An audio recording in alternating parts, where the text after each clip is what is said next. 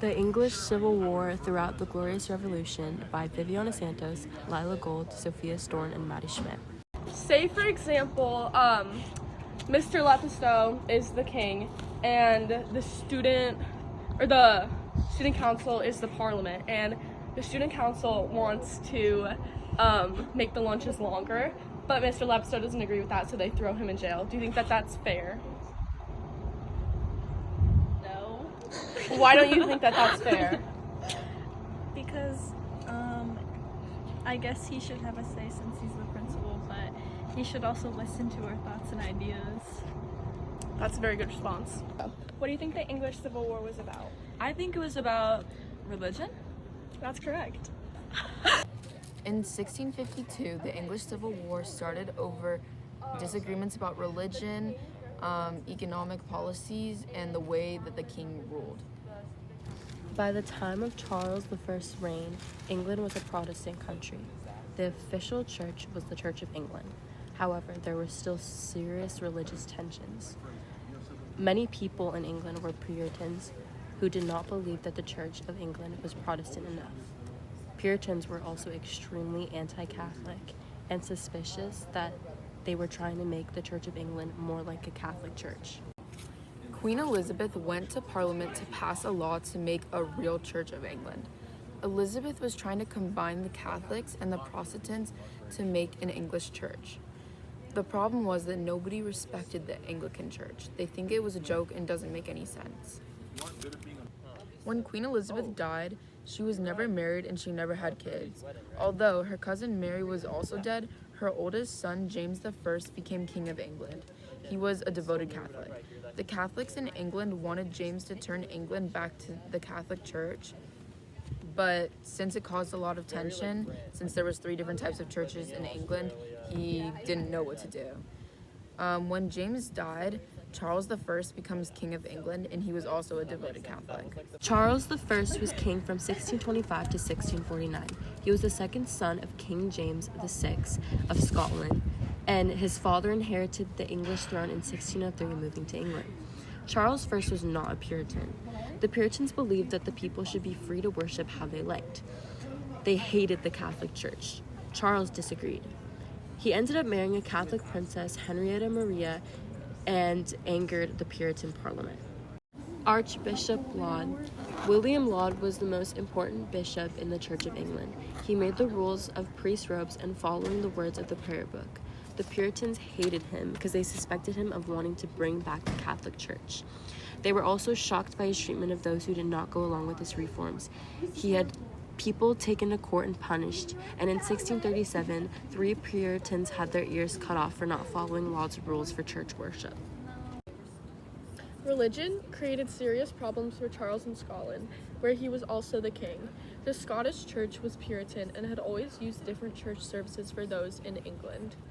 Charles wanted all of his subjects to worship in the same way. In 1637, he ordered the Scots to use a new prayer book like the one used in England. Scots objected, and in 1638, they rose up against Charles' religious reforms. As part of their rebellion, the Scots invaded and occupied parts of northern England. So, once the Scottish Rebellion happened in 1640, Charles needed an army and he also needed money. So he called up the Parliament, which caused the recall of the Parliament. And this Parliament lasted for 20 years from 1640 to 1660, and it is now known as the Long Parliament. So you might ask, what did the Long Parliament do? So Charles' enemies, led by John Pym, wanted to weaken the king. They wanted to reverse what they saw as the wrongs of the 11 years of tyranny. Parliament started to make laws that made the king weaker in 3 ways. Power, end the divine rights of the king and make Parliament stronger. Money, stop Charles raising taxes without Parliament's agreement. Faith, reverse the religious reforms of Archbishop Laud. Charles was not willing to accept such attacks on his rules, and the stage was set for war between king and the Parliament. In 1642, the First Civil War began between the armies of the king and Parliament. The first major battle was fought at Edgehill. 3,000 men were killed, but there was no clear winner.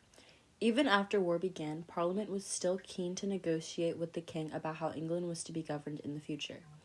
Parliament wanted Charles to stay as king, but also wanted him to call regular meetings of Parliament and to allow Parliament a part in choosing ministers and policies.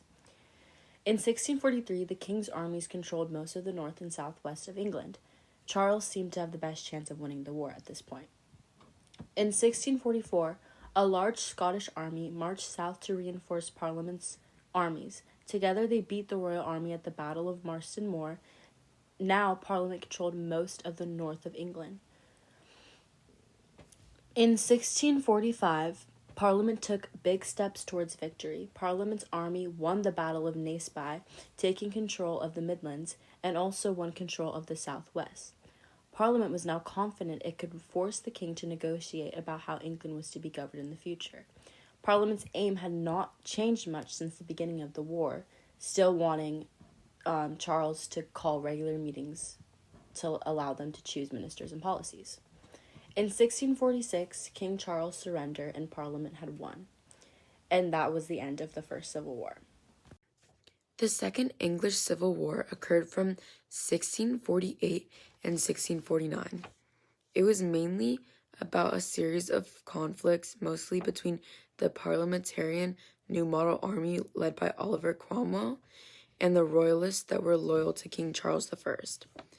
The war primarily started due to the continued tensions between Parliament and King Charles I after the First Civil War. Parliamentarians were concerned about the king's attempts to regain power and how he couldn't compromise key issues such as religion. This led to the Royalist uprising in Kent, Essex, and Wales. The Parliament forces quickly defeated these uprisings. Ultimately, Charles I was captured, tried, and executed in 1649. This marked the end of the Second Civil War. Oliver Cromwell was born in 1599 and he died in 1658, and he was a key figure in English history. He played a central role in the English Civil Wars and the establishment of the Commonwealth of England. He was born into a wealthy family and he lived a relatively quiet life before emerging as a military and political leader during the civil conflicts of the mid-17th century. As he was a skilled military commander, he rose to prominence as part of the Parliament forces during the English Civil War against the Royalists. The Royalists were the people who were on the king's side and were not on the Parliament's side.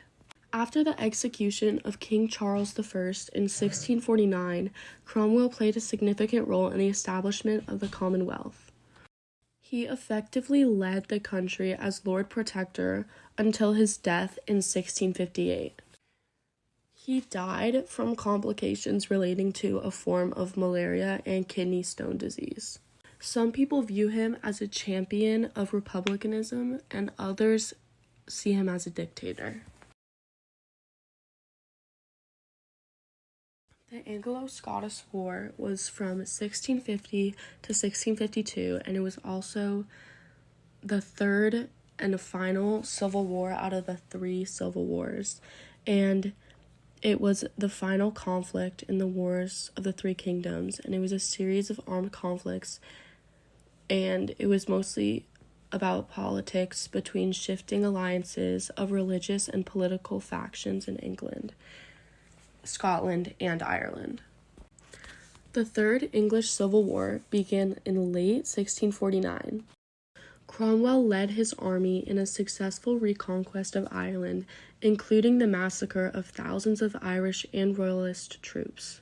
The Third Civil War began as a military campaign in Ireland, with Cromwell being sent with an army in the summer of 1649 to re-establish control.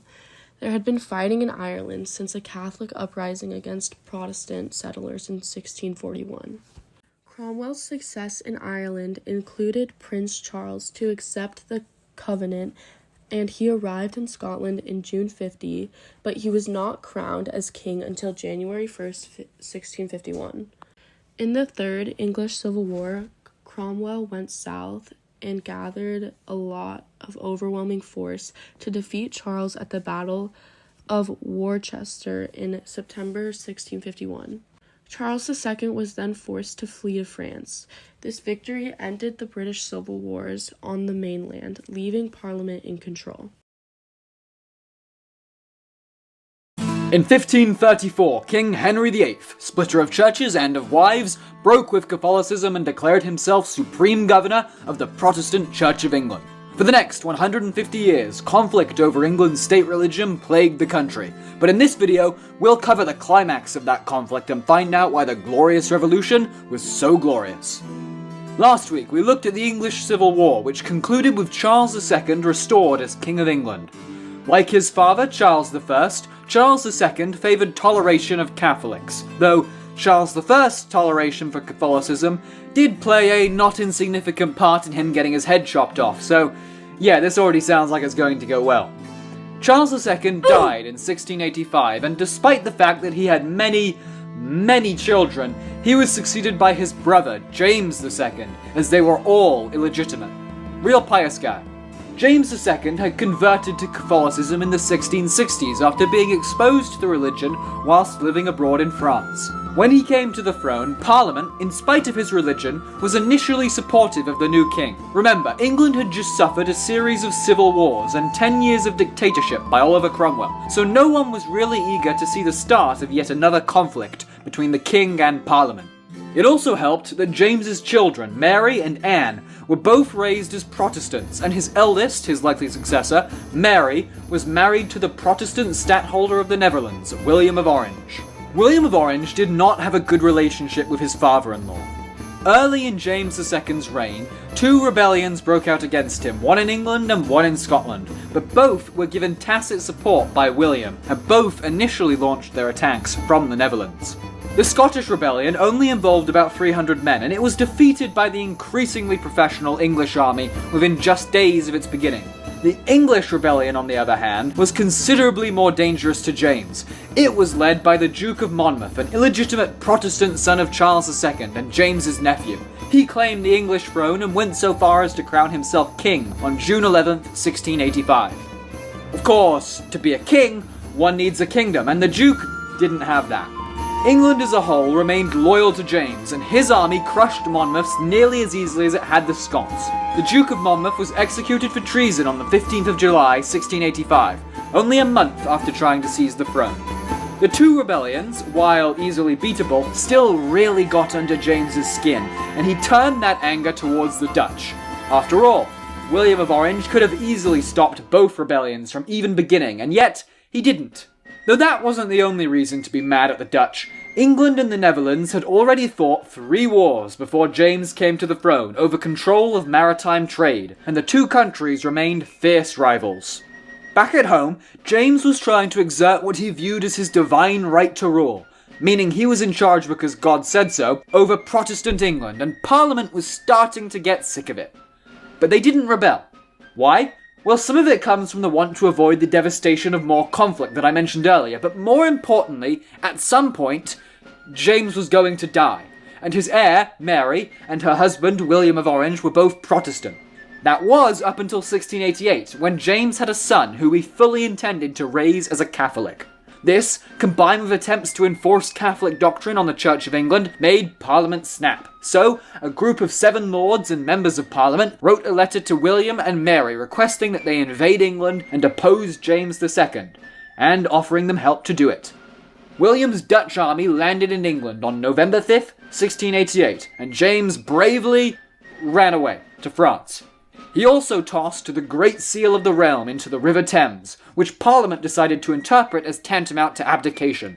William and Mary were crowned as co-monarchs of England, Scotland, and Ireland in 1689.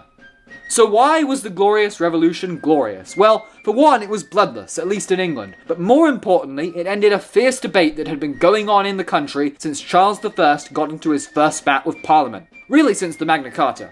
Who should have real power? Parliament or the monarch? And the answer was, resoundingly, Parliament. As a condition of becoming co-monarchs, Parliament had Mary and William agree to sign the English Bill of Rights in 1689. It limited the powers of the monarchy, strengthened Parliament, and entrenched democratic rights at the heart of the state. The revolution also resulted in the Act of Settlement of 1701, which formally set out the rules for succession to the throne, and ended centuries of random royals attempting to grab power. Though, it also banned Catholics from wearing the crown. But from William and Mary onwards, English and later British monarchs progressively gave up more and more of their power, and became the figureheads that the monarchy is today. Hey look, you made it to the end of the video. If you enjoyed it, don't forget to hit the subscribe.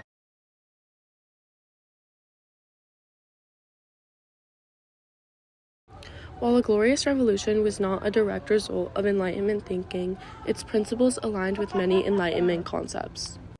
The revolution emphasized the supremacy of Parliament over the monarchy, constitutionalism, and the establishment of a limited constitutional monarchy. These ideas resonated with Enlightenment philosophies, advocating for individual rights, the rule of law, and the consent of the governed. Thinkers like John Locke later referenced the Glorious Revolution to support their ideas of natural rights, social contract theory, and the right to rebel against oppressed governments, influencing Enlightenment through the subsequent years. While not directly caused by Enlightenment ideals, the Glorious Revolution's outcome and principles had significant resonance with Enlightenment thinking about governance, rights, and the relationship between the rulers and the ruled.